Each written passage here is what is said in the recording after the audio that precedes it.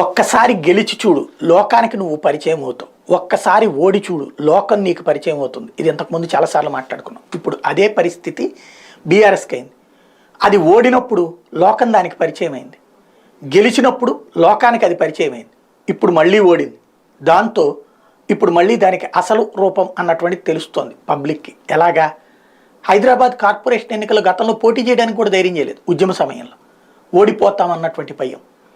తెలివిగా వ్యూహం నడుపుకుంటూ తమ సత్తా ఏం తక్కువ లేదని నిరూపించుకుంటూ 2014 అత్యవసరతో గెలిచి కాంగ్రెస్ని దెబ్బకొట్టి ఆ రోజున కాంగ్రెస్లో విలీనమైపోతానని నమ్మించి సోనియా గాంధీని ఆ పైన తాను అందులోకి దూరిపోయి ఫైనల్గా వచ్చేశాక కాడొదిలేసింది. అదే రెండోసారి వచ్చేటి కాంగ్రెస్ తెలుగుదేశం పొత్తుని అడ్డుపెట్టుకుని గెలవగలిగింది. ఆ టైంలో ప్రవర్తించినటువంటి అహంకారపూరిత ధోరణే ఇప్పుడు దానికి దెబ్బ కొట్టింది. చివరికి వాళ్ళ సింగరేణి కాంగ్రెస్ వాళ్ళందరినీ తెచ్చేసుకున్నారు, కమ్యూనిస్టులు అందరినీ తెచ్చేసుకున్నారు తమ దగ్గరికి. ఆయారం గయారములు మన దగ్గరకు వస్తే, పవర్ ఉన్నప్పుడు మన దగ్గరకు వస్తే, పవర్ పోయినప్పుడు బోరా. ఇప్పుడు మొత్తం పోతున్నారు మళ్ళీ కాంగ్రెస్ వైపుకి. ఐఎన్టీయూసీలో చేరిపోతున్నారు అందరూ.